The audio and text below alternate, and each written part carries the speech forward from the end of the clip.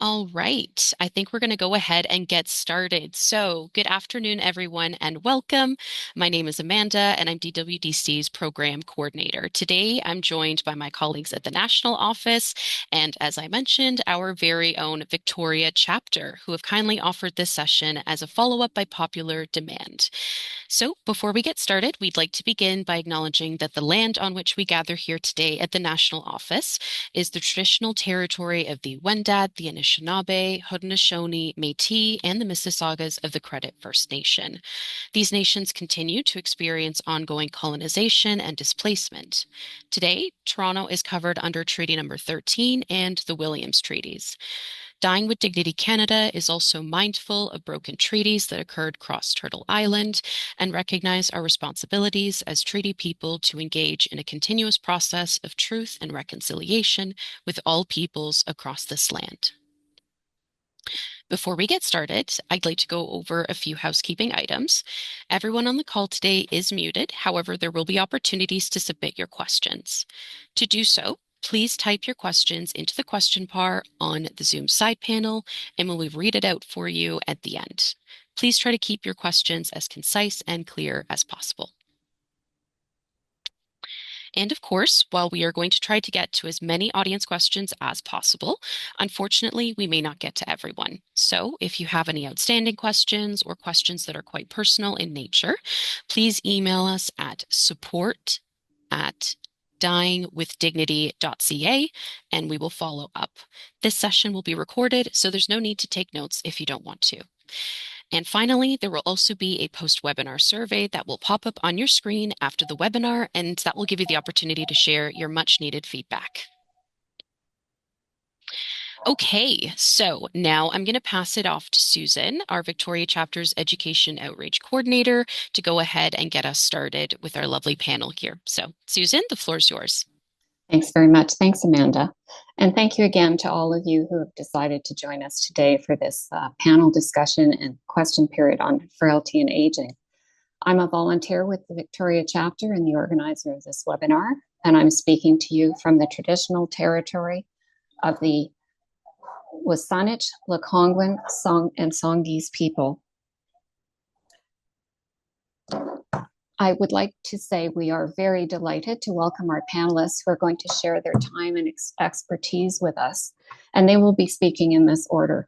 Dr. David Robertson is the medical lead for medical assistance in dying on Vancouver Island, and will help us define frailty and discuss how it develops as we age. Amber Finneran is a senior team member with Community Resource Team with VHA, and will explain what resources are available to aging residents of Vancouver Island. Emma Payton is the VHA manager responsible for community virtual care, and will be speaking to us about their services. And finally, Gwen Gaddis is the chair of the board of Seniors Serving Seniors, who will talk about this community organization's work with seniors aware of and making seniors aware of resources in their community and to help us all remain in our homes as long as possible. So without further delay, I'll ask Dr. Robertson to lead us off. Okay, thank you very much indeed. Susan, is the screen sharing?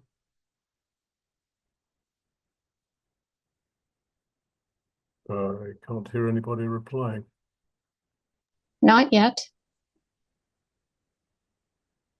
There we go. Yeah, perfect.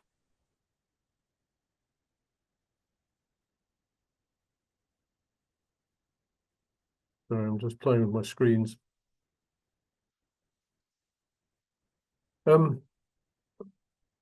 So I wish to talk today about frailty. And what is frailty? Frailty is a measure of how well we are in our lives and how well we are coping. The second line I wrote down there, why is frailty useful? And of course, frailty isn't useful. What is useful is the measurement of frailty. And frailty is a way of assessing and estimating physical and mental decline due to an accumulation of physical and mental deficits, the things that happen to us in our lives. Frailty is not the same as aging. Not all people are equally frail, at any given age. Some can be very frail in their 50s. Others are hardly frail at all in their 80s. Genetic, clinical, social, and environmental events and circumstances, in other words, the summary of our lives, all play a part. So does how you look after yourself. And the end result is varying degrees of frailty. Frail people are more prone to further decline in the event of stressful events, illnesses, operations, hospital admissions, things like that. Frail people do not bounce back. And so assessing your degree of frailty is a very good way of assessing, both for yourself and if you're caring for someone, their degree of susceptibility to problems, and also what measures one can put in place in order to prevent the decline into further degrees of frailty. And I had hoped the slide would advance, but I don't think it did. That's okay, Dr. Robertson. You can go ahead and either press the arrow key or you can click upon the screen. Yeah, I tried pressing the arrow key and it's not doing what it should. You can also try the bottom left of the screen. There should be a way. Yep, there you go. Okay, I'll have to do that. Good. So a couple of acronyms first, and I'll be referring to these on my way through. ADLs, activities of daily living. These are largely physical, things like walking, your ability to feed yourself, your ability to dress, bathe, get in and out of a tub or a shower, balance in the shower, toileting and transferring. Transferring is not going from one Major League Baseball team to another. It's standing from sitting. It's getting out of bed by yourself. It's supporting yourself. And IADLs, instrumental activities of daily living. These are the ones that involve a greater degree of mental capacity, budgeting, shopping, planning meals, meal preparation, housekeeping and house maintenance, managing your own medications, managing your communications, managing your finances. You'll hear me refer to them as I go through. So in this country and in throughout the Western world, we measure frailty within the healthcare system. And as when we look at you, if you come into emergency, we assess your degree of frailty. There are a number of frailty scales, and I'm going to take you through one of them. And these are interesting things to look at and to keep in the back of your mind. The one I'm going to use is the Dalhousie Frailty Scale. It was developed in 2005 in Dalhousie University. And I picked it for today because it's relatively easy to understand and to remember. It has the advantage of simplicity. It's a reasonable predictor of where you are and where you're going to go. It doesn't pay much attention to the mental and social aspects of life and your mental capacity, and in that way, it's a bit of a failing. If you want to look into another scale that does that better, then look at the Edmonton Frailty Scale. But I picked the Dalhousie one because I've only got 15 minutes to talk, and this one is well worth understanding as a good start. It's probably the one your family physician or your primary care provider uses when they look at you. The scale goes from 1 to 9. Those who are very fit are number 1. Number 9 are those who are in the last days of their lives. So what are the measures? Very fit people, number 1. Now, this was me 10 years ago. I'll be 70 next year. This was me 10 years ago, at which time I was doing 120 kilometer and 150 kilometer bicycle rides. These are among the fittest people for their age. A CFS, a clinical frailty score 2, are the people who are well. They have no active disease symptoms, but they're less fit than category 1. This is me as I am now. I have mild hypertension, my blood pressure is a bit up, but it's well controlled and it doesn't give me any symptomatic problems. These are people who do strenuous activities 1 or 2 times a week, roughly. I go for 6 to 8 kilometer walks with a reasonable amount of vertical, and I walk on the rest of the days and I remain active. And I don't have any real inhibitions over what I want to do. CFS 3. These are the people who are less active but are managing well. And I put up Walter Matthau and Jack Lemmon from Grumpy Old Men in the picture there.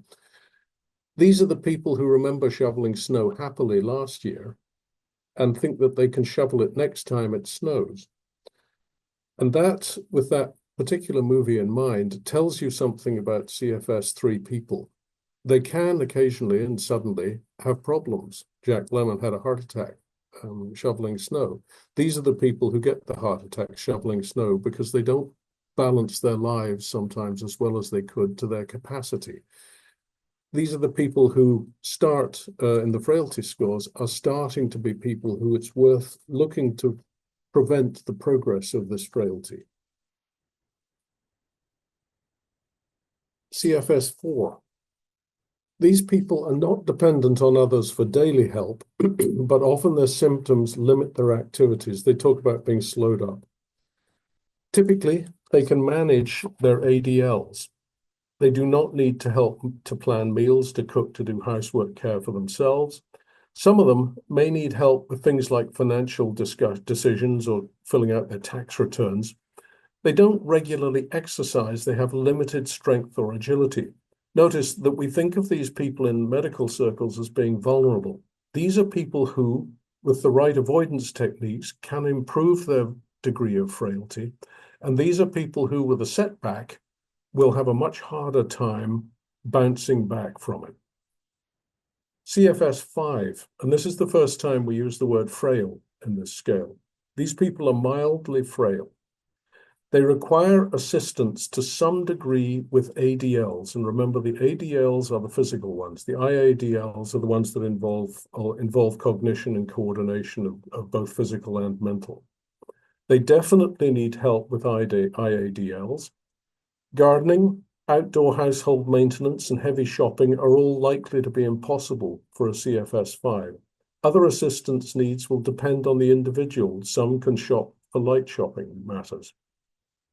These people are becoming at risk of becoming isolated because of their frailty and because of their difficulty in getting around.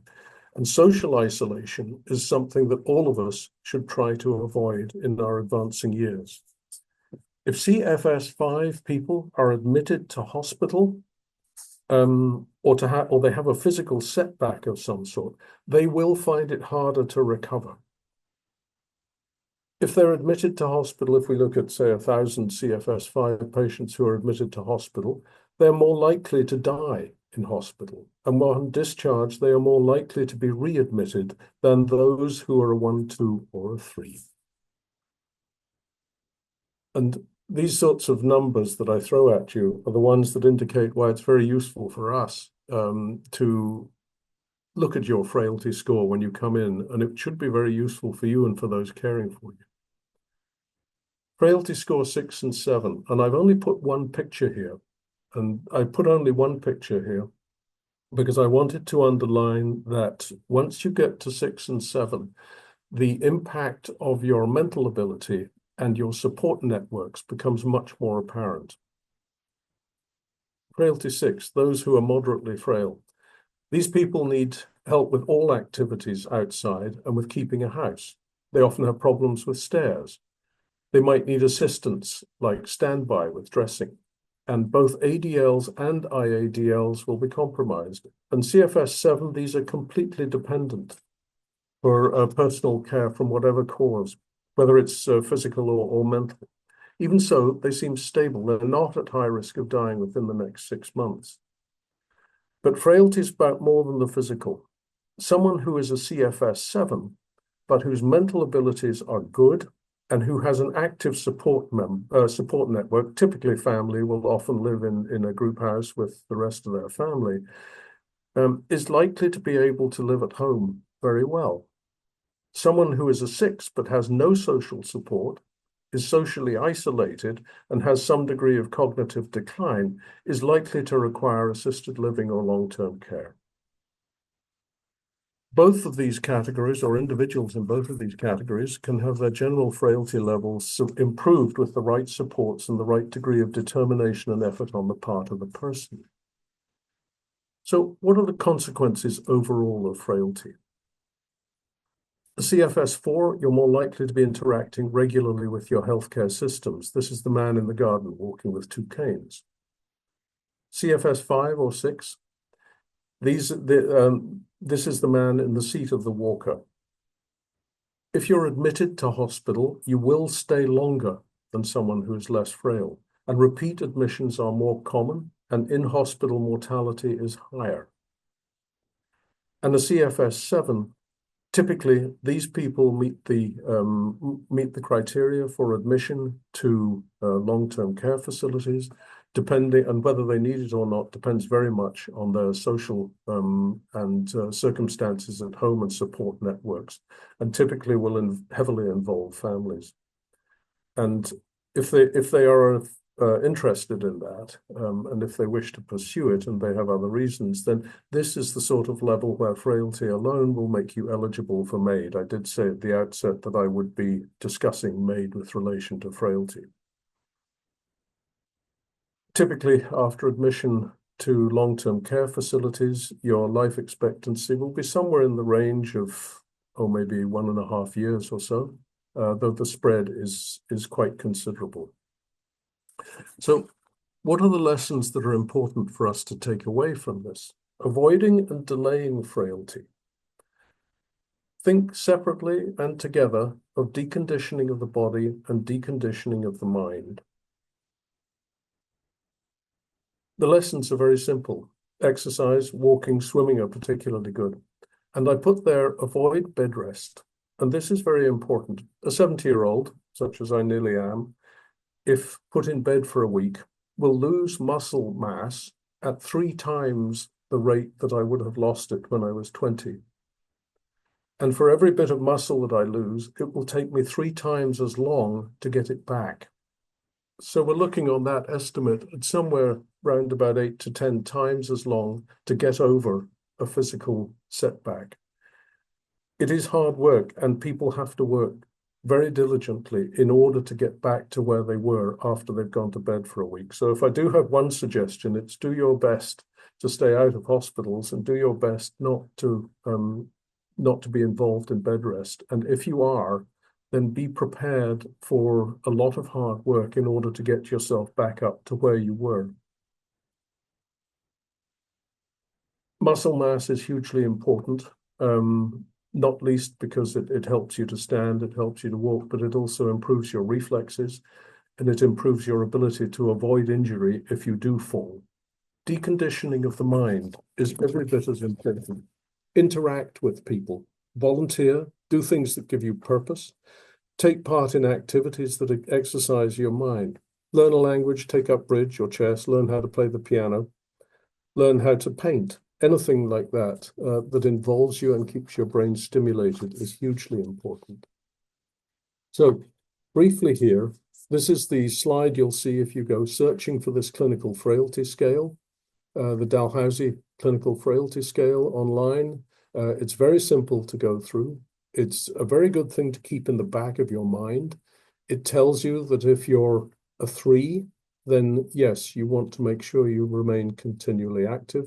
If you're a 4, there are starting to be definite benefits to increasing your exercise, increasing your mental capacity, increasing your social degree of interaction, and making sure you don't get more slowed up and you don't get isolated. And by the time you get up to 5 and 6, then yes, you should be doing all the exercise you can, and you should be making sure that you interact with people. And at 7, you can certainly help yourself in any ways you can. You can improve your degree of frailty, but everything becomes progressively harder work. We're now going to give you a little poll, and I'm going to ask you just to estimate, and this is largely for an exercise. I'm going to ask you to estimate your degree of frailty. And I want to do that so that it gets you into the habit of thinking about frailty scores, and to get you into the practice of it. And I'm going to hand over now, I believe, to the Dying with Dignity staff, who I think are going to run the poll, as I have never run one. We'll do this out of interest. We'll see where you score. Now, I could not put in, there's a limited number of questions you want to ask in one of these polls. I could not put in 8 or 9 because I don't imagine any of you are 8s or 9s, and it's not very likely that any of you are a 7, though it is possible.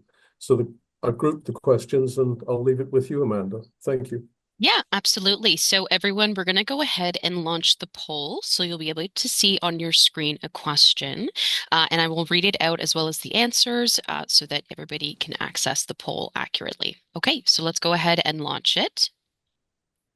So everybody on your screen, you should see four different options here before. So I'm going to go ahead and read the question, which, as Dr. Robertson said, where are you on the clinical frailty scale? So after hearing this information about the scale, where would you assess yourself to be? So we've got our first, which is a range of 1 to 2, fit and active, a range from 3 to 4, managing well but slowing down a bit, range of 5 to 6, dependent to some degree for help with activities of daily living or instrumental activities of daily living. And then finally, a score of 7, which would be severely frail or completely dependent for care. All right, so we're just going to give a few more seconds here to let everybody read and review, and then we'll close the poll and share the results.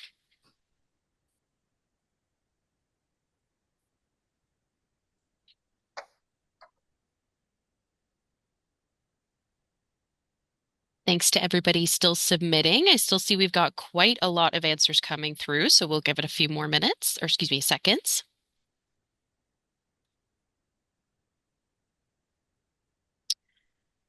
Okay, so we're going to go ahead and end the poll. And then let's go ahead and take a look at the results. So I'll read it out for everyone. So thank you so much to everybody who answered. We had a 91% participation rate, so thank you, everybody. So the vast majority of you answered in the range of a score for 3 to 4, so managing well, but slowing down a bit. And then in the second category, we have here is 45% answered a score of 1 to 2 on the frailty range. So that's fit and active. And then we have the remainder, an 8% who said they scored as 5 to 6. So as everyone recalls, dependent to some degree for help with activities of daily living and instrumental activities of daily living. So thanks to everybody for submitting their results for that poll. Dr. Robertson, I just wanted to check before we move on if you had any commentary for that. No, I really don't. I'm 2 minutes worth. They're very much, that's the sort of result I would expect from a group like this. If it's university students, they're all ones and twos. And please, those of you who've looked at that, keep this in the back of your mind. If you're caring for an elderly relative, remember the CFS, it's useful. Go and have a look at the Edmonton score. It'll give you at the Edmonton scale, it'll give you a much better look at mental activity, cognitive activity, and social interaction as part of this measure. And use it generally as a way of just keeping tabs on how you are and what sort of assistance you might need or those who you're caring for might need in future. Thanks very much indeed. Okay, wonderful. So thank you so much, Dr. Robertson, for your presentation. We're going to move it now on to Amber, who's going to go ahead and get us started with hers. So Amber, I'm going to pass the floor to you to go ahead and share your presentation on screen, and then go ahead and get started. Thanks so much, Amanda, and thanks, Dr. Robertson. That was a very interesting presentation. I'll just take a moment to share my screen here.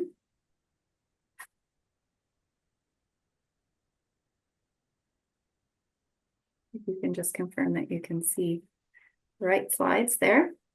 So it's just taking a moment to load up. And it's loaded now. Perfect. Wonderful. Thank you so much. So hello, everyone. Thanks for having me here today. My name is Amber Finneran. I'm a registered nurse and I've been working in Island Health for almost 18 years. In my current role as a practice resource nurse on the community resource team, I work with a team of clinical staff who provide regionally focused practice support, orientation, and education to community health services staff and leadership across the island. And I'm here today to speak with you about community health services on Vancouver Island. This program may be more familiar to you under its former title, Home and Community Care or Home Care. So today we're going to talk a little bit about what services and programs are available through community health services, including details about eligibility criteria, the intake and assessment process, cost, and how to access those services. We'll also briefly touch on additional supportive service options such as home support, adult day program, community bathing, assisted living, long-term care, and palliative and end-of-life care. So what is community health services? Community health services, which you may hear me refer to as CHS, provides care and support to eligible clients who live in our communities. CHS provides in-home and community-based services to support and improve health and quality of life with a goal of supporting clients to remain independent and in their home for as long as possible. From assistance with daily tasks like bathing and dressing to specialized nursing care, community health services can help reduce the need for hospital visits by providing clients with proactive care and support in the comfort of their own home. Community health services within Island Health is made up of multiple geographic teams located in the North, Center, and South Island. One thing that's important to mention here is that services and programs can vary from community to community. We do strive to offer equitable services across the island, acknowledging that some services may vary depending on where clients are located. And whether support is required on a short or long-term basis, our care team will help clients to find the right care to meet their needs and goals. And then depending on those needs, clients may receive one or more of our available services or programs and could have multiple members of our care team involved. The BC Ministry of Health sets the criteria as to who qualifies for community health services and programs. To be eligible for home care services such as case management, nursing care, social work, physio, or occupational therapy, you must be a Canadian citizen, landed immigrant, or have applied for a permanent resident status and have been issued a temporary residence permit. And you must meet the eligibility criteria for the professional service. And then to qualify for any subsidized services such as home support or adult day program, you must also meet additional eligibility criteria such as being a resident of BC for at least 3 months and being 19 years of age or older. Some of Island Health Services have additional specific clinical criteria that you must also meet to qualify for that service. To access community health services, a referral is not required. So the first step in the process is just to contact us. And if you think that you, a friend or family member may need support from community health services, you can call the Community Access Center in your region. You'll see the information on the screen, and this will also be presented to you or provided to you at the end of the presentation. Those phone lines are open 7 days a week, 365 days a year. Amber, I do apologize for interrupting. I just want to flag something for you that there appears to be a black bar covering the left-hand side of your presentation. I'm just wondering if you can move that off to the side. There's also one at the bottom left corner. Okay, It's very tiny. Yeah, the main one is gone now. Okay. Yeah. I can't see the one in the bottom left-hand corner, but Okay, I did see the other not one. a problem. If you wouldn't mind as well, maybe just going to the previous slide just to see if there's anything we had missed. I just want to, you did so much work to put this together. Okay. All right, I think that's good. Perfect. And then everybody has the phone numbers on the left-hand side, and I do apologize. Please go ahead. Fine, thanks for letting me know. Thank you. Okay, so the second step in that process is the initial clinical assessment. So a community access intake clinician will conduct a brief assessment over the phone to understand your healthcare needs and situation, determine your eligibility for community health services, determine which services will best meet your needs and situation, and complete a home safety questionnaire. And at that time, we do encourage you to ask the intake clinician any questions you may have about the services and supports available to you. And then once the intake assessment is complete, you will be referred to the most appropriate service in your area. Once someone has been referred to a healthcare professional in CHS, that professional will meet with them, usually in their own home, to complete a more in-depth assessment to determine care needs and coordinate access to other services and collaborate to create a care plan. From this assessment, we look into what services and programs a client might be able to receive based on eligibility. For example, a nurse may be seeing a client because of a wound that they have on their leg, but during the visit, they may determine the client would benefit from a mobility assessment by a physiotherapist. So the nurse, with the client's permission, can send a referral to the CHS physiotherapist. Now, some of you may be wondering more about the cost for these services. So all professional services such as nursing care, social work, physio, or occupational therapy, they are provided with no cost to the client. However, there may be some cost for equipment and ongoing supplies. And then for any clients receiving publicly subsidized community health services, health authorities must determine the appropriate daily or monthly rate the client would pay. So rates are based on the client's income, for example, for home support, or they may be set as a fixed rate, such as accessing the adult day program. Financial assessments are completed only for the service the client is requiring and willing to accept at the time of the assessment. So now that you're aware of what CHS is and what to expect, we're going to dive into some of the specific services that we have available. So from nursing care to assistance with daily activities, these services are designed to improve quality of life, promote independence, and help with recovery after things such as illness, injury, or surgery. Here's a listing of some of the services and programs available through CHS. Again, some service options may vary depending on your geographic location.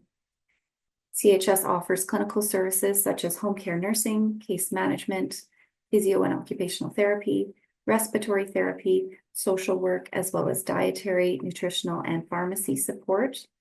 We also offer palliative and end-of-life care, which we'll talk about in more detail later in the presentation.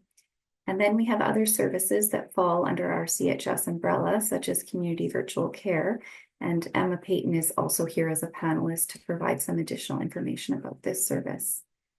At the end of the presentation, we will provide a list of public websites where you can review all the community health services in more detail. Home support is a particular service that I would like to focus on for this presentation today. Home support is intended to help clients remain as independent as possible while continuing to live in their own home. Our services are not meant to replace individual client efforts to care for themselves or replace help offered by friends, family, community, and other private services. Home support is a subsidized service, meaning Island Health covers some or all of the cost. The amount you may be required to pay depends on your income. And as I mentioned previously, your Island Health clinician will do a financial assessment with you to determine the cost for the service. Home support provides many types of services depending on the client's assessed needs, including the following examples. So personal care and activities of daily living, such as helping you get dressed, groomed, and ready for the day, helping you sponge bathe or shower, heating and serving a meal, and/or support with taking your medication. We also offer caregiver support and respite to provide support for short periods of rest and relief for family caregivers. While Community Health Services tries to give our clients and families as much support as needed, there are some things that we cannot do, such as grocery shopping, house cleaning or housekeeping, child or pet care, driving to appointments or transportation, activities that require heavy lifting or climbing, banking or bill payments, or services to or for other family members that are not a part of CHS. Home support is available to all eligible BC residents who live in the Island Health region and who need extra help because they are either ill or recovering from illness or surgery, have physical limitations, need assistance with personal care tasks, need respite for a caregiver, or clients who need end-of-life care. Now we're going to look a little bit at some of the other community and partner programs. And please keep in mind, we have only highlighted a few for the purpose of this presentation, and you will have to visit the Island Health website to see the full and complete listing of services available. One program available through CHS is called Adult Day Program, also known as ADP. So ADP provides a client-centered, community-based service for participants aimed to enhance quality of life and promote good health. ADP offers a variety of adult day services with a goal of helping clients to increase their activity levels, including opportunities to form meaningful connections with other seniors and help prevent the feelings of social isolation. These goals can be achieved by offering services such as therapeutic or recreational activities, bathing programs, and caregiver respite. Currently, the cost of ADP ranges from $4 to $10 per day, and transportation to ADP is provided by the ADP site, HandyDart, or by family, depending on the location. Eligibility will be assessed by a client's case manager, and eligibility criteria includes clients who are willing to attend and be away from home for a period of time, able to engage in a group program and not exhibit aggressive behavior, either verbal or physical. And clients eligible for ADP may also be experiencing social isolation, diagnosed with dementia, either mild or moderate, or assessed as being physically frail. And just to note, clients residing in subsidized long-term care or assisted living are not eligible for adult day program.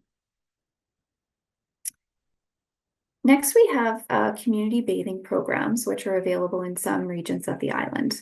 This service would benefit those who find it hard to bathe safely in their own home, even with the support from family or an island health worker. Clients can bathe in special bathtubs with help from trained staff at designated facilities across the Island Health region. Bathing programs cost vary depending on the facility that you use. In some areas, this can be offered in combination with the Adult Day program, and sometimes it is a standalone service. Eligibility for community bathing will be assessed by your case manager. And then what happens if you need additional support? So CHS will first complete a comprehensive review of the services you're currently receiving to determine if there are other services that can be offered to support you to continue to live safely at home. Some examples may include increasing home support hours, offering respite support blocks to caregivers, or adding safety features in your home, such as Lifeline. CHS also can review eligibility and support clients and families to determine if options such as assisted living or long-term care would be appropriate. Often clients may be placed on a list for long-term care, but will need to wait in their homes with maximum support until a bed becomes available.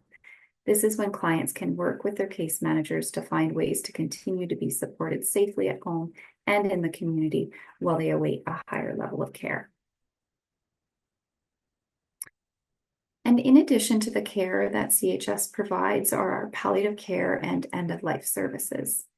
And this is not just reserved for someone in the last days and weeks of life, but the goal is to support clients living well at home through their illness trajectory. The CHS team works collaboratively with your primary care provider to support quality of life, symptom management, and goals of care, along with connecting clients and families with local hospice societies for grief and bereavement support.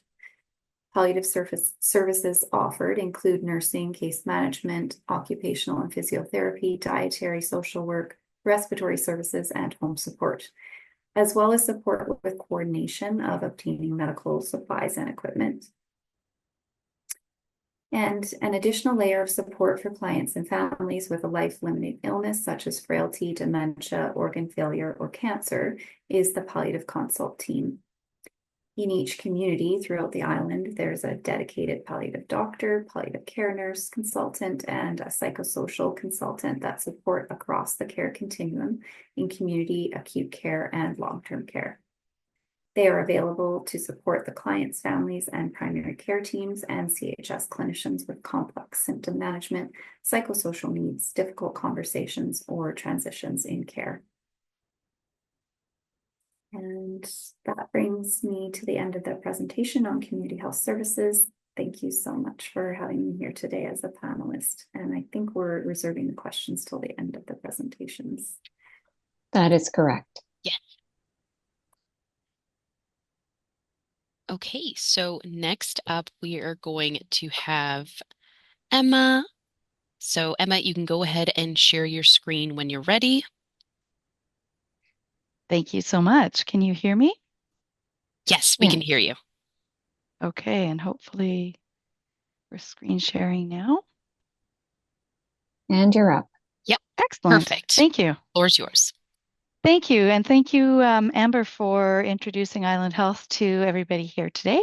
My name is Emma Payton. I am a manager of of quality and innovation with our seniors health and community virtual care department here at Island Health. And we run some programs in collaboration with the community health services programs that Amber talked about. And I'm going to share today specifically about our community virtual care programs. So community virtual care, it's a free Island Health program. We use remote patient monitoring, virtual visits, and primarily the telephone to support clients to manage a range of conditions from the comfort of their home. So to be clear, all of our clinicians are working from home remotely, and all of our patients are supported remotely. We don't have a physical office location, and we don't see patients in person.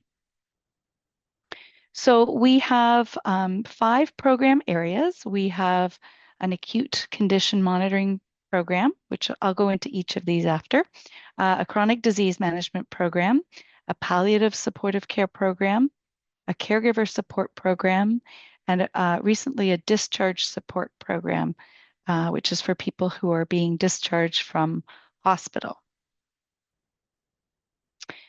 Our team is interdisciplinary, and we have registered nurses, we have pharmacists, diabetic nurse educators, we have a registered dietitian working on our team, and we have social workers who work in our caregiver support program. In order to access the dietitian, the diabetic nurse educator, and the pharmacist, people do need to be participating in one of the programs. Typically, the chronic disease, palliative, or acute care programs is how people would access those clinicians. So the primary and sort of initial program that our department started with was the chronic disease management program.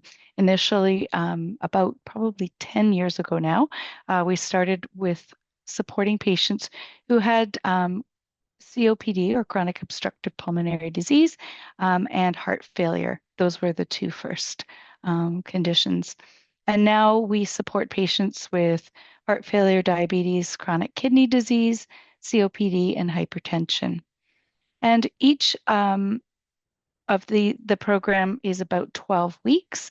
Each disease has its own workbook, and nurses work with patients to help them from a self-management perspective understand their disease and better manage it with a variety of strategies. So the nurses monitor vital signs and symptoms, coach clients to improve their ability to manage their health, liaise and collaborate with primary care providers if the patient or if the client has a primary care provider.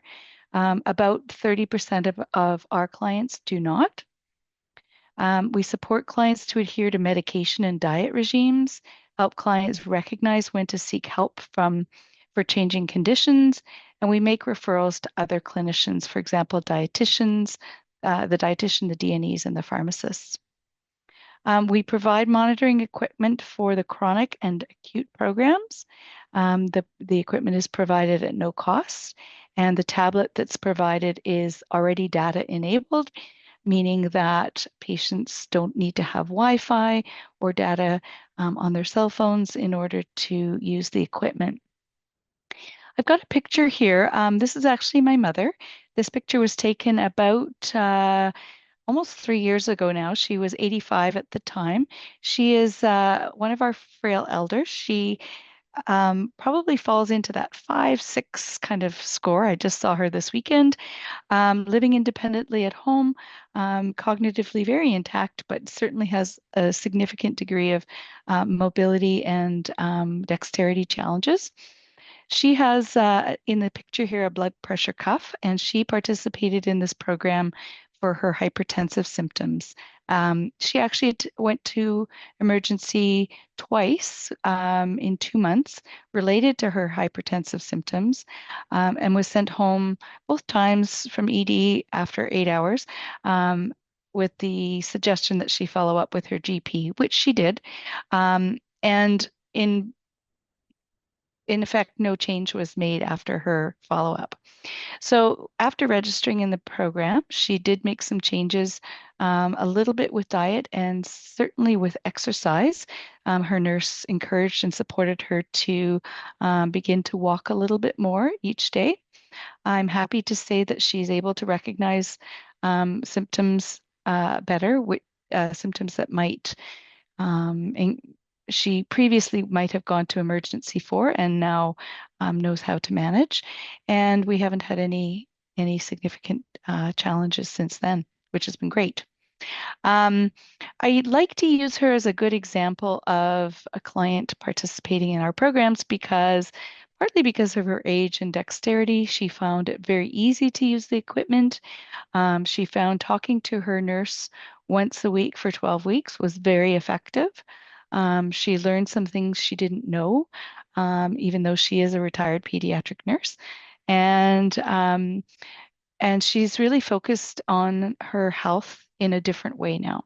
So that was very significant for her and for me as her one of her caregivers. In addition to the 12-week one-to-one chronic disease program, we also provide diabetes education classes virtually over Zoom for healthcare. So for people who have been diagnosed as pre-diabetic or type 2 diabetes, we provide a suite of 7 classes that people can take at a time that they find works for them. We have daytime and evening classes.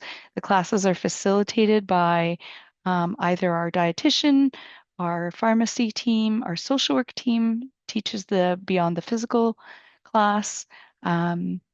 We have our pharmacy team doing the diabetes medications and more, and our RNs also facilitate with our other team members. A lot of folks are being diagnosed with diabetes and pre-diabetes, and find that having the options of having classes over the internet and being able to ask questions of the professionals has been really, really effective. We probably see 200 to 300 clients a month going through our classes. For our acute and life-limiting conditions, acute-wise, we support patients who are maybe medically compromised or frail, who maybe contract influenza or an RSV, some kind of respiratory illness, COVID-19, heat-related illness, and wildfire smoke inhalation. So a lot of our folks in the community who have asthma or COPD or heart failure are very susceptible to rapid deterioration when they contract one of these conditions. So we're able to support those patients remotely using some equipment like we have an O2 sat monitor, and we also measure temperature, and we coach patients through the day, 2 to 3, sometimes up to 5 times a day while they're in their very acute phase of the acute condition. We also have a virtual palliative supportive care program that's available to patients who are in the early stages of a palliative or progressive life-limiting condition, where we again talk and support patients through symptom management, system like the healthcare system navigation, and help to transition them to supports with our community health services partners, like Amber was mentioning earlier, to the palliative supportive care programs through CHS. Monitoring for these 2 programs is 7 days a week, and we have nurses available from 8 a.m. to 8 p.m. So the virtual palliative supportive care program is suitable for clients diagnosed with a progressive or life-limiting condition, clients who benefit from monitoring, symptom support, education, and coaching.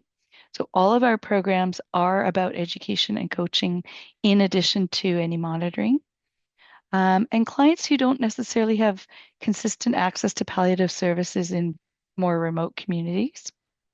The goals of the program are to enhance quality of life, increase knowledge, support end-of-life planning, and reduce unplanned acute care visits. Patients don't have to have palliative care benefits to participate, and we can share care with other community health services. So if the client's receiving home support, for example, they can also participate in this program. We do monitor blood pressure, O2 sats, weight, and temperature. And some of the programs, so for example, the chronic disease management program, definitely we use the equipment to monitor those symptoms. And we do with the acute conditions as well. With the palliative supportive care program, generally we aren't necessarily using the equipment. Many of our palliative clients choose not to participate in that aspect of it, but we might do a lot of symptom management with the patient, and certainly we do other components. Now I'm going to mention the caregiver support program. This is a bit of a unique program. I think Island Health is possibly the only one that has it currently.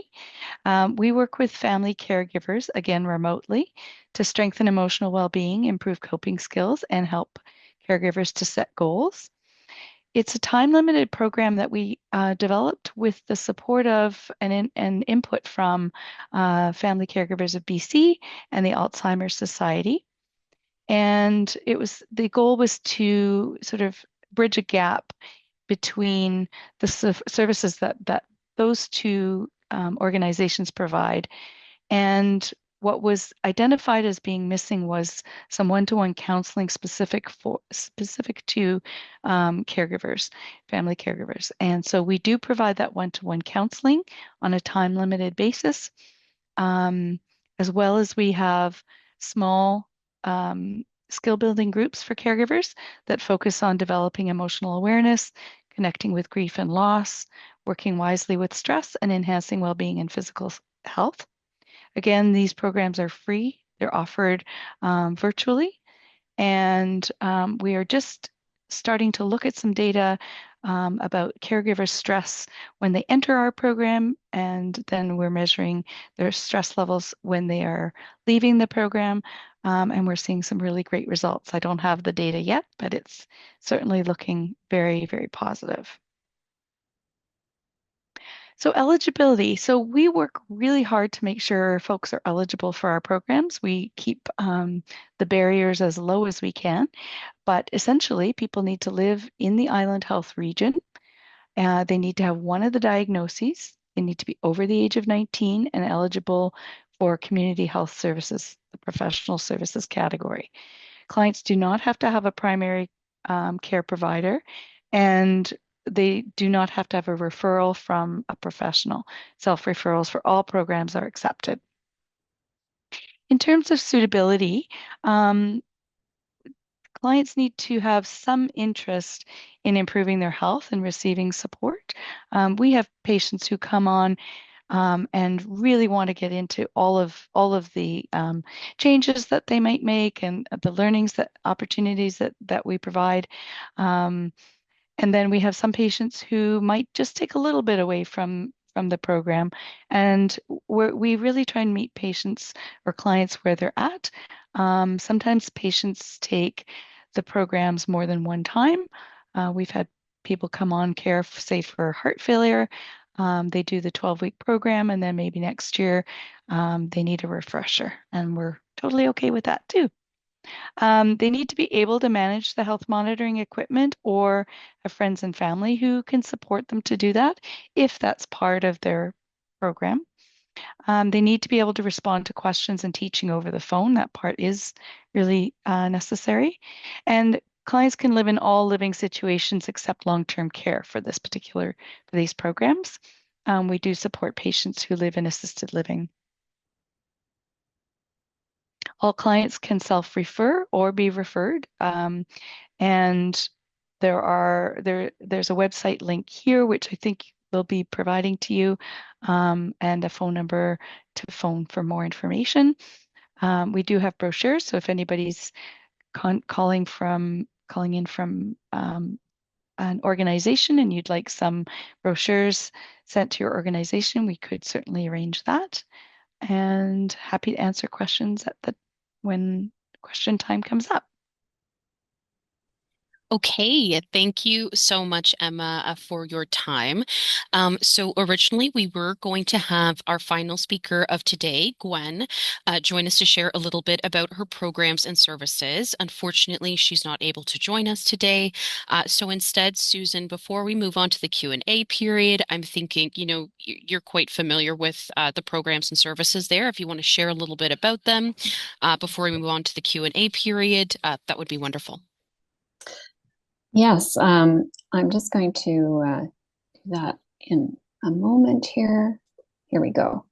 Okay, so I just want to, it's really unfortunate we weren't able to link Gwen into the session. I know she's very disappointed about that, but I wanted to let you know that there is resource information that's going to be sent out after this session, and you will be able to reach out to the organization. The organization was established over 40 years ago. And their goal is really to help seniors access the various community resources that are available, most particularly in the South Island. So they have a resource directory that's kept current that you can access through their website or by getting in touch with them. And the other thing that I think is pretty amazing is that they have what they call a return to health program. And that is directed at seniors who are transitioning back home from a hospital admission, and I expect would be complementary with the VHOP programs that were discussed today. Their volunteers provide social support, encouragement, connections to community resources, especially in cases where there may not be family available. And Seniors Serving Seniors is very aware of some of the things that Dr. Robertson brought up about the issues of deconditioning that can occur with seniors in hospital, the disruption to their normal patterns that occur if they've been in hospital for a period of time, such as their sleeping habits, nutrition, their mobility, again, as Dr. Robertson mentioned, and that it's going to take an extended period of time for people to recover, especially if they're in the higher levels of frailty. So I encourage you to look them up on the internet or access the resource information that we're providing after the session. Thank you, Amanda. Of course. Thank you so much, Susan, for covering that. And I'm certain that we can have Gwen join us in the future, perhaps for a follow-up session if folks are interested. So thanks so much for sharing that. I just also want to say a great thank you to all of our panelists for offering those wonderful presentations. Our audience has started to submit questions, so I think we should go ahead and get started. So this question comes from an audience member, and I think, any of our panelists here could answer. So I'll start off first with the question. So this audience member says, I'm starting to experience diminishing balance, and it's becoming difficult to get into the shower. Are there subsidies or credits that I could apply for to get renovations to my home? And for anybody who wants to jump in and answer, feel free to do so. Oh, hi, Emma. Oh, Amber, do you want to go ahead? Well, I was going to suggest that connecting with a social worker through community health services could be helpful because the social worker often can connect you with different kind of funding options. But I know Emma is a social worker, so you might have more to say. Yeah, and I don't pretend to have very current knowledge, but there are grants called RAP grants, which you can apply for funding in BC to make modifications to home modifications. But I don't have up to date. So I love Amber's idea of connecting with a social worker through community health services. Wonderful. Just before we move on, I just wanted to check if Dr. Robertson, you had anything to add or? Okay, fantastic. Thank you both for that. All right, let's go to next question. So this audience member asks, I would like to know about the demographics of the aging population and their living situations for the Victoria Island.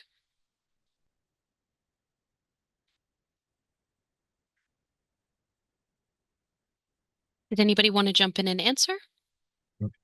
I mean, I can't answer it off the top of my head. Let me do a little background and I'll see if I can get you the demographics of the island while the rest of the questions are going ahead. Thanks. Absolutely. Thank you, Dr. Robertson. Okay, we'll put a pin in that question for now. This question is directed specifically at Amber. This audience member is curious about access to medical visits for home, so in home care visits. They're concerned about mobility issues and access to transportation, kind of pricing them out or making it difficult for them to get home trips from their healthcare teams. So, what sort of resources could somebody look into? So sorry, just to clarify, is it just challenges with transportation or also mobility in their home?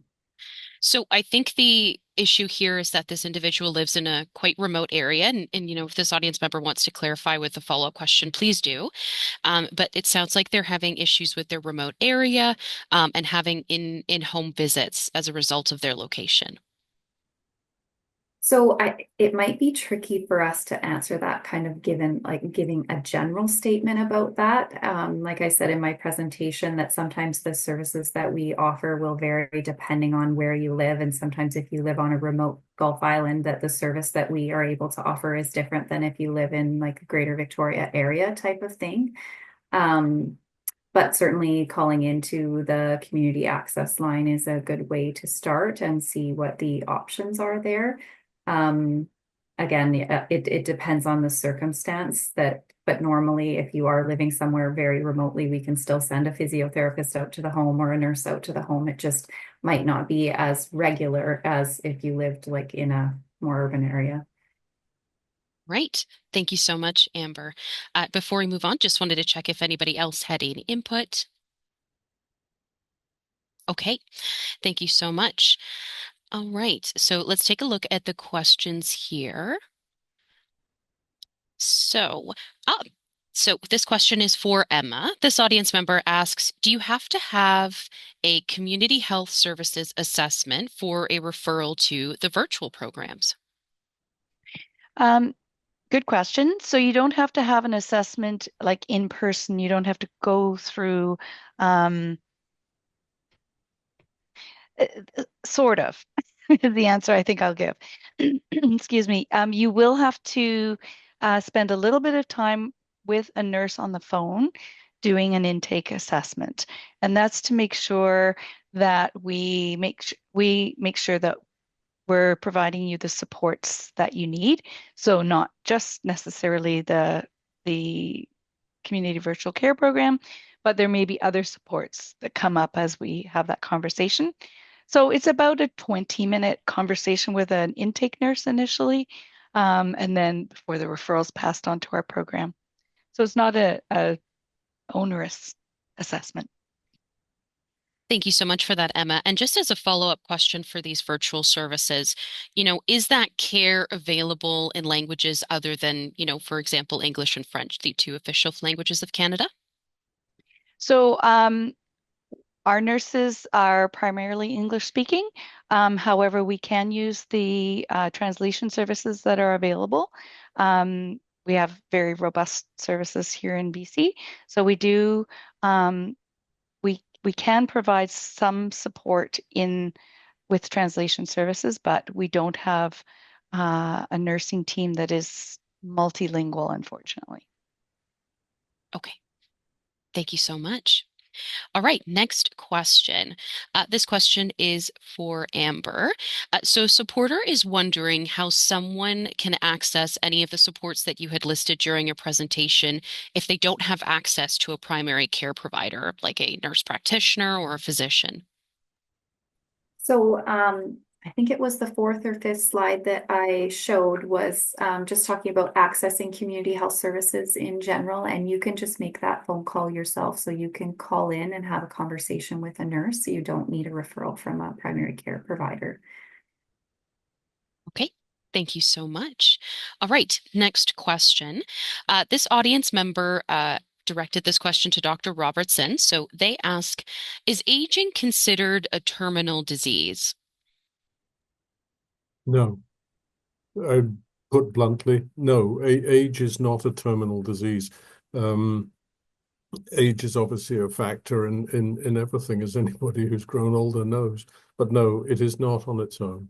And if you're asking specifically about eligibility for MAID, age does not count. Okay. Thank you so much.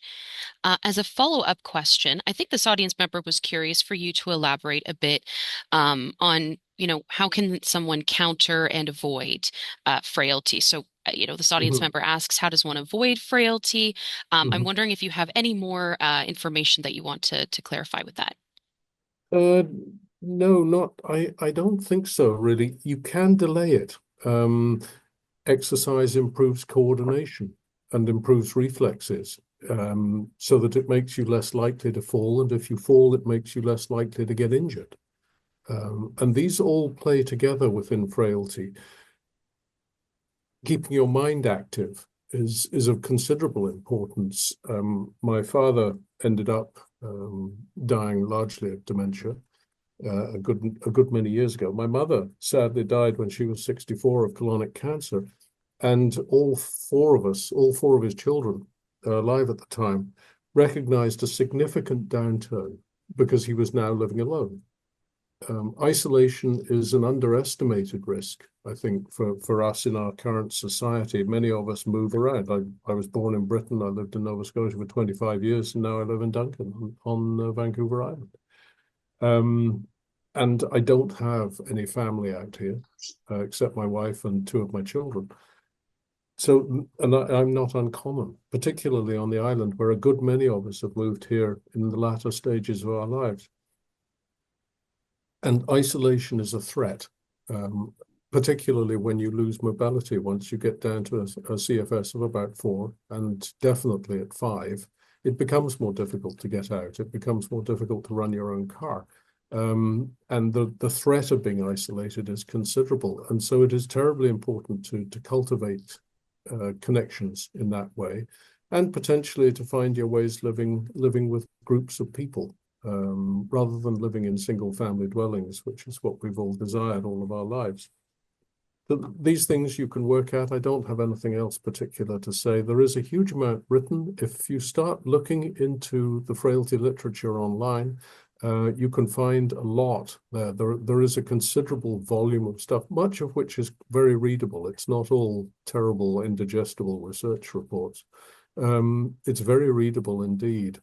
And it's very good at interpreting the consequences of frailty and providing suggestions. Thank you. Amanda, it's Susan. Could I add to Dr. Robertson's comment?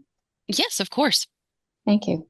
I want to give a very specific example, and with it, I'd like to stress the importance of paying attention to what's going on to your body, being properly diagnosed, and then ending up with the right practitioner to help you deal with the symptoms of frailty. So imagine someone who doesn't realize they have osteoarthritis, but they are having back and hip problems.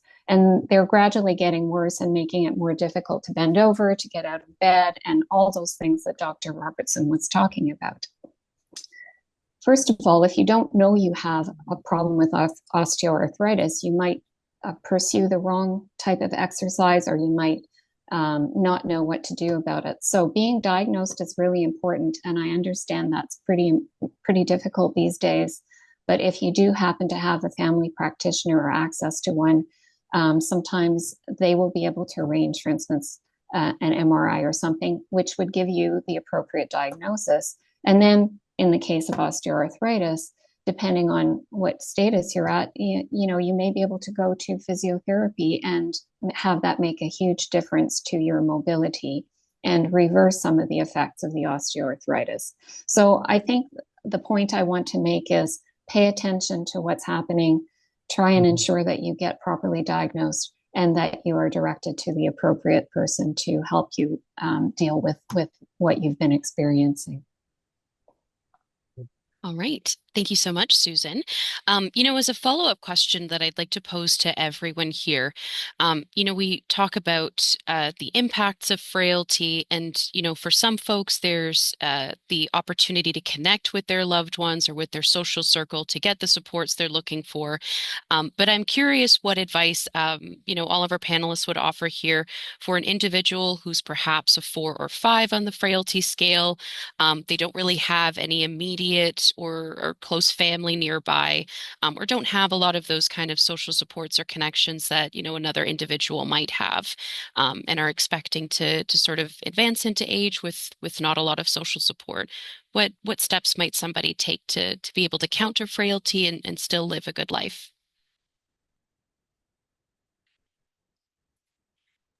The first thing that comes to mind for me is just connecting with a volunteer organization in town, not necessarily for them to volunteer, but to maybe for that volunteer to come to the house and spend some time together. Maybe that individual is not actually needing support yet with personal care and those kinds of things, but just needing like some social connections and a reason to, get out of the house and go for a walk. And I feel like in different communities, there could be options for that kind of thing. Mhm. And my answer would be very much the same. Make it an active task for yourself to go out and find and explore these things. Thank you both so much. All right. And Amanda, Emma, sorry, Emma was going to say something. Go ahead.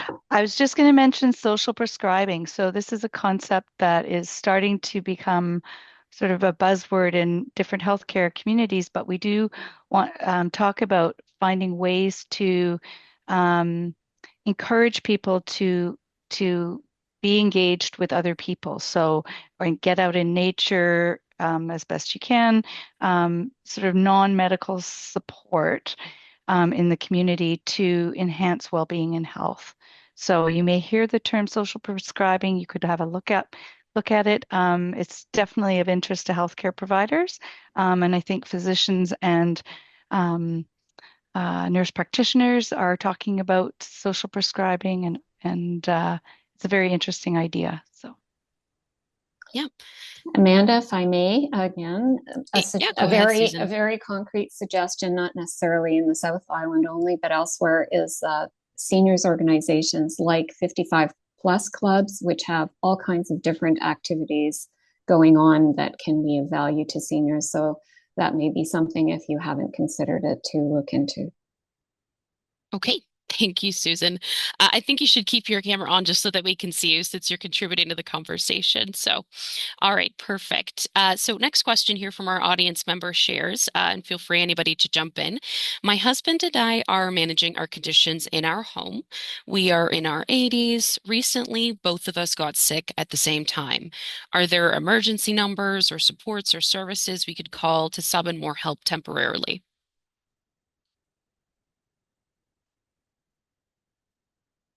And I think we'll assume, sort of local to the island, or if anybody wants to jump in with a suggestion.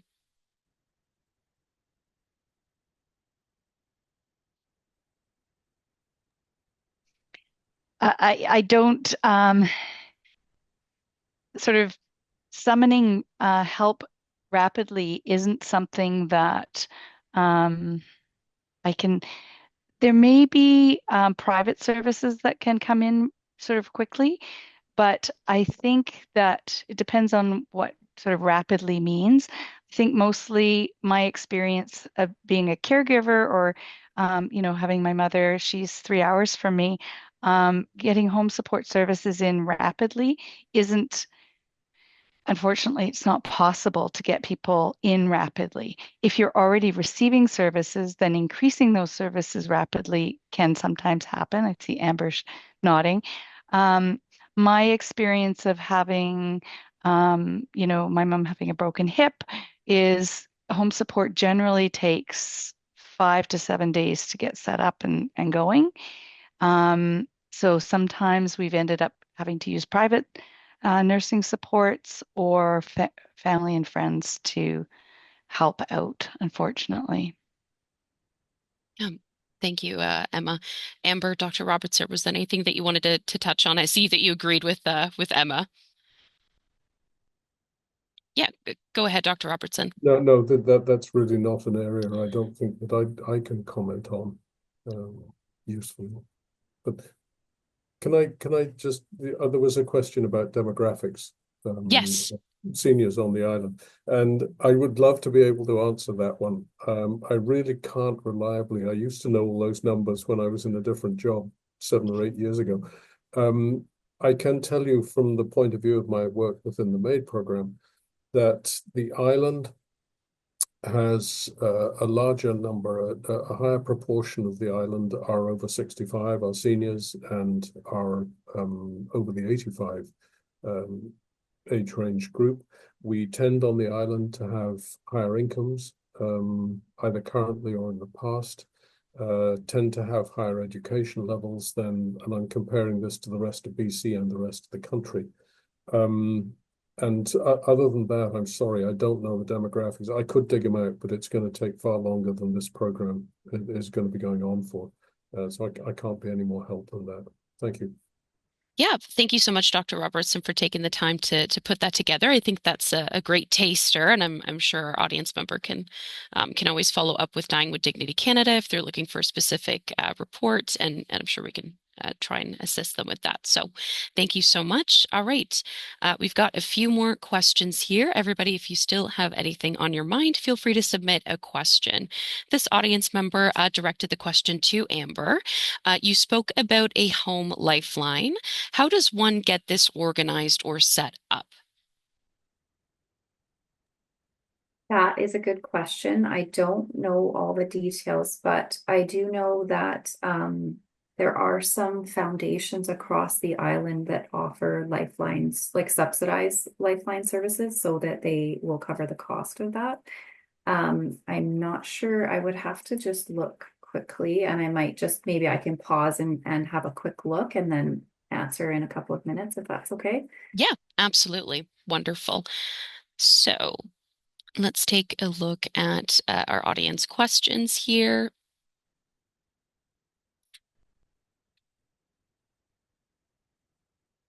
Okay, so I hate to put you on the spot, Amber, but we actually have some questions here that are directed towards you.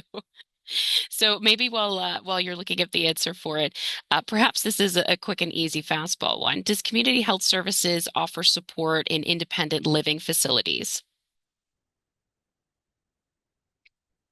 I believe so. We definitely offer support in assisted living facilities. Um, but I would have to double check about independent living facilities because they are privately owned. I would think so because clients are paying, that's all out of pocket. It's not subsidized. But I would have to look at that one as Yeah, well. that's okay. Thank you so much. Okay, so audience members, just as we're wrapping up here for the session, if there are any final questions that you might have, please feel free to submit them. There's the Q&A button at the Zoom side panel. You can go ahead and submit your questions. Otherwise, if there's something quite personal in nature, or if you'd like to follow up on any of the topics that we discussed here today, you're also more than welcome to share your comments and questions with us at support@dyingwithdignity.ca. And as a final note, we will also be having one more poll just before we end our session today, which will give you a chance to share your feedback on your interest in hearing more about this topic. So don't leave just yet. We're going to get that poll started in just a moment, but we're just going to see if we have any more questions. So.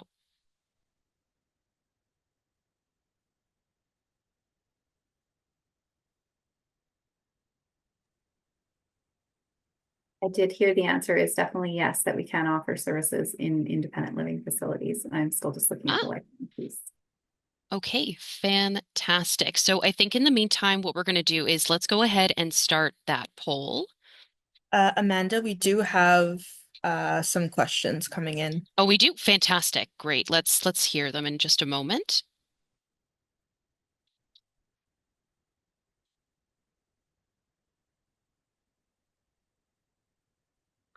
Okay, so this audience member is asking, as a 52-year-old, and they score themselves on the clinical frailty scale as a score of 2. They ask, generally speaking, how frequently used are the community and virtual health services used currently? And more specifically, I think they're curious about asking, how difficult is it for somebody over the age of 75 to get into these programs? And, what might sort of the process and timelines look like?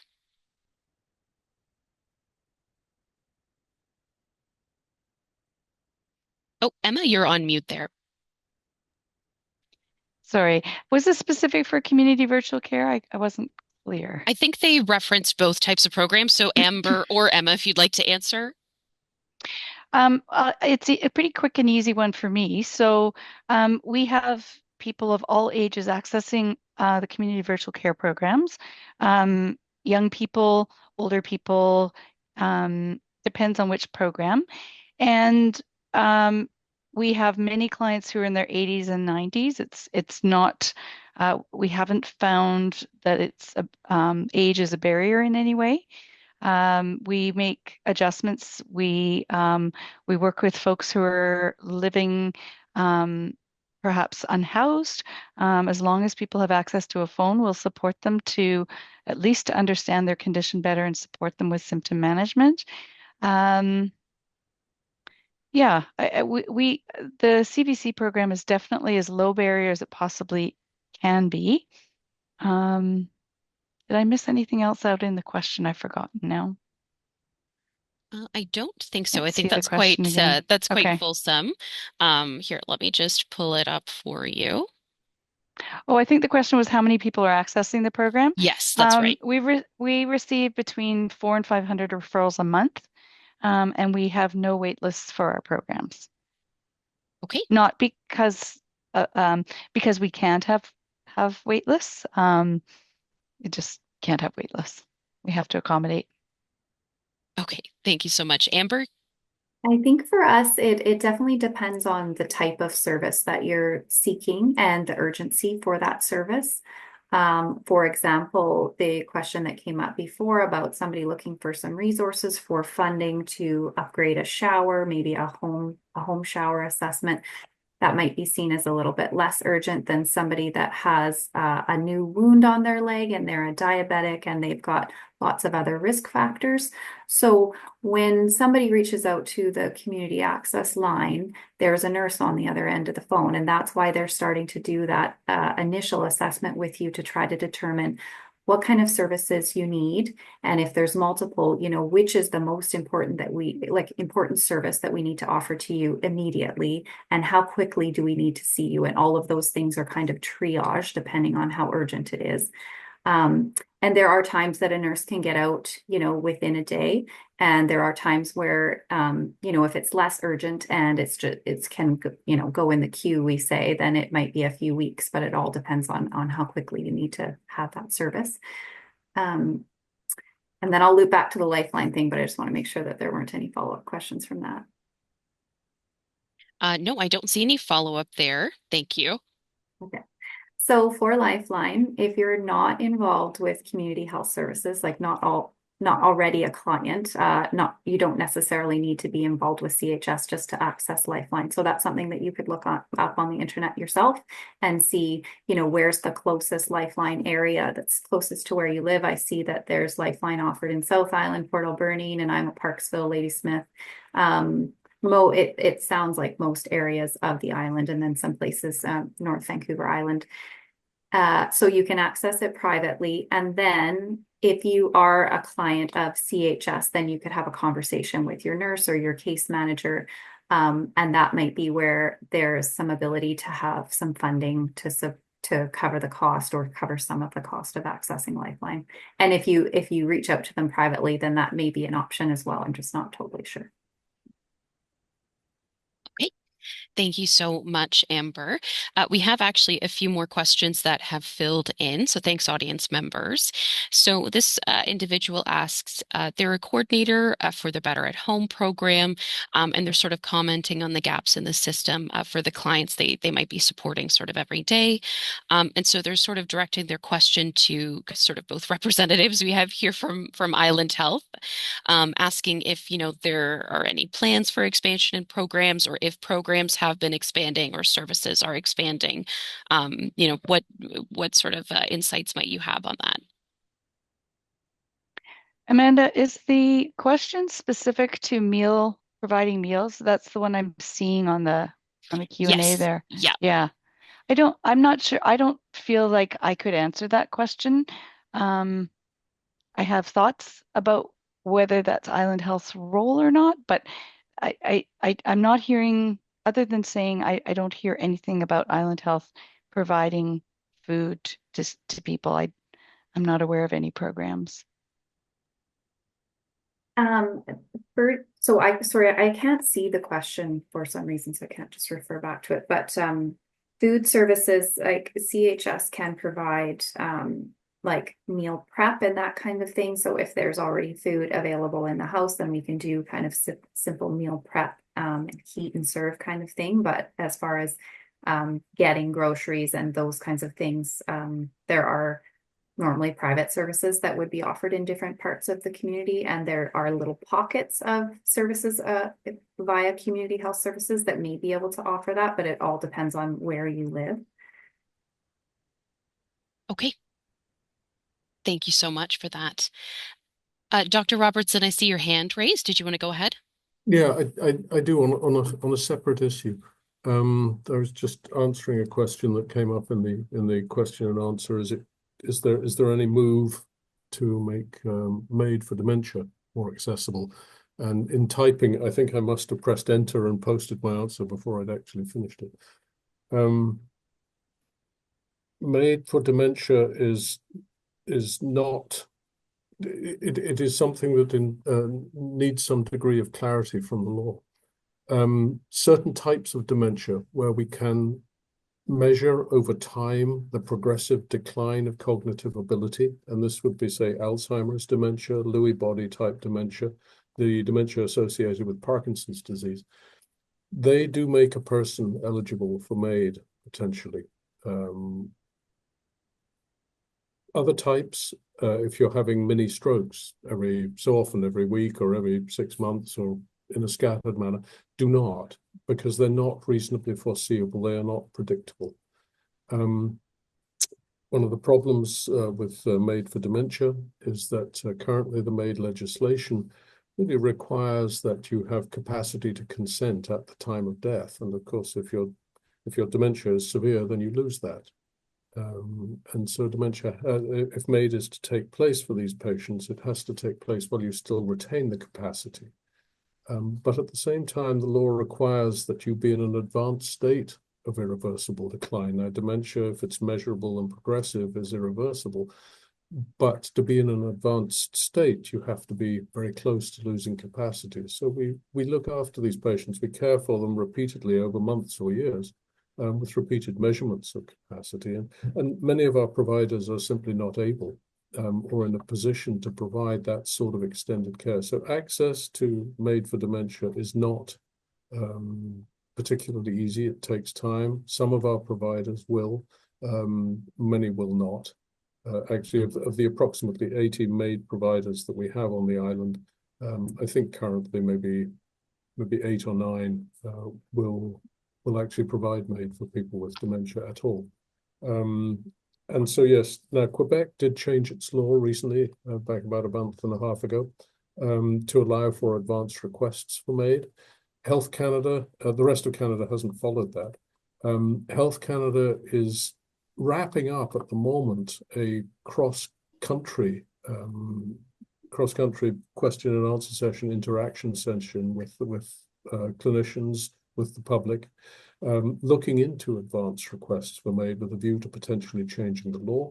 Of course, as we know, we're going to have a leadership change within the Liberal Party, and we will be having an election at some point in the measurable future. Nothing is going to happen before any election, and what happens after that then becomes a matter of what the priorities are for any future government. But that is a possibility. Would be an alteration to include that. Yeah. That's about where I can answer that. Thank you. Thank you so much, Dr. Robertson. And of course, for individuals with dementia type disorder, diagnosis rather, they may also have access to the waiver of final consent that may allow them. Okay, now I'm going to get really subtle now. And I'll be interested to hear if I get any feedback for this. The waiver of final consent is available, but one of the features of losing capacity in dementia is that you also lose the insight into why you didn't want dementia at roughly the same time. And so the waiver is available, but if come the time for provision of MAID, if the person by sounds, by gestures, makes it clear that they don't want MAID at that time, then MAID will never happen and it will never come back. And so if we go and we've had examples of this, we have a person who signed a waiver, they lose capacity to consent, and you go up to provide MAID for them a month or so later, and they look at you and say, well, I don't know who you are. Why are you here? Well, I'm here to provide you with MAID. I'm here to provide you with an assisted death. And they'll say, well, no, I don't want to. And at that point, it's done because they no longer have the insight. I pick a single example there. It's illustrative of the sort of issues. So the waiver is of mixed use in cases of dementia. Okay. Thank you. Thank you so much for sharing those insights. I do apologize, folks. We are out of time for the Q&A period. We are going to briefly launch our poll here just to check in with audience members if you'd like to learn more on this topic of frailty and aging. So I've gone ahead and launched the poll. I'm going to read out the question for you, which is, would you like to learn more? So after listening to this panel discussion, how interested would you be in an in-person forum that includes more extensive discussion on frailty and aging? So again, this question is asking about an in-person forum, so just keep that in mind when you submit your answers.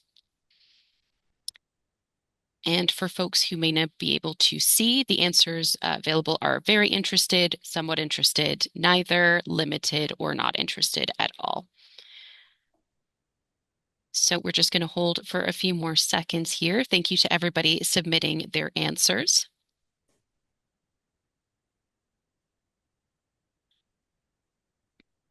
Okay, I'm going to go ahead and end the poll. Thank you so much to everybody who submitted. So we had about, again, 92% of our folks responding. So thank you so much for participation. So we see that overwhelmingly, which is lovely to see, we've got 36% who are very interested, 40% who are somewhat interested, and then the rest as they trickle down. So thank you so much to our panelists here today for encouraging this interest. And thank you so much to our audience members for the time that you spent here today. Susan, are there any final remarks before we sign it off for today? No, just to again thank our panelists for their expertise, their insights, and their time, and all of the participants who joined us today. Absolutely.